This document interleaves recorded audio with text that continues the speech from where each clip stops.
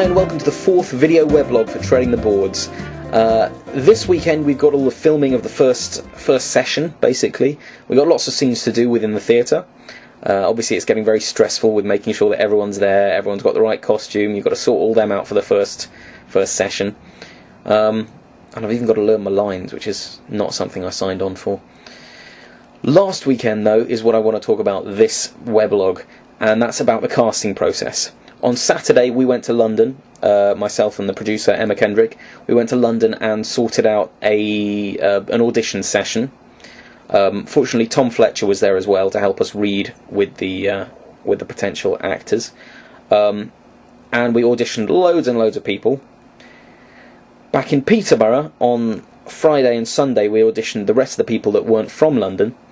And we met an immense amount of really talented people. In the end, we had to choose 4 main roles to fill, and I'd like to introduce you this weblog to the people we chose to fill those roles.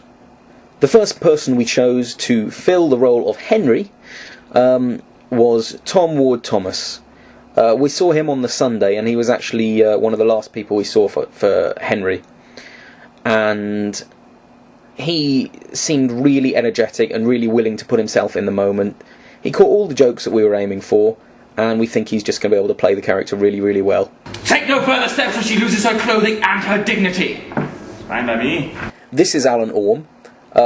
He was auditioning for Franklin, and he was the second person we decided to lock down for one of the roles.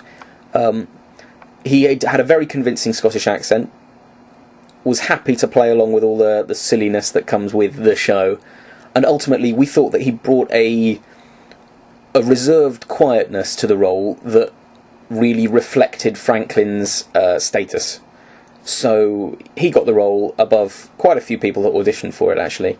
We were pretty sure, in fact he was the last person we saw for the role, and we were pretty sure as soon as we saw him that he was right for it. I love it! We'll sell out now! Does anyone have my drink? Oh yeah. Next person we locked in was Andy Pandini. He actually came to apply for Franklin, but through a recommendation we decided to give him a chance to audition for Philly as well. In the end, he gave us such a good performance for Philly that we just found so amusing that we decided to offer him the role of Philly. Up until that very point, and he was the last person we saw for Philly as well, up until that very point we had all but decided that Philly was going to be a female character.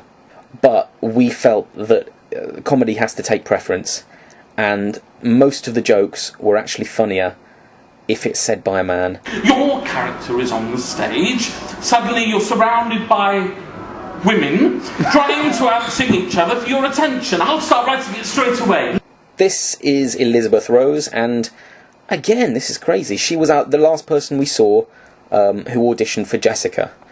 It was a ridiculously difficult decision to make in the end, because we had 5 or 6 people that could have played Jessica superbly.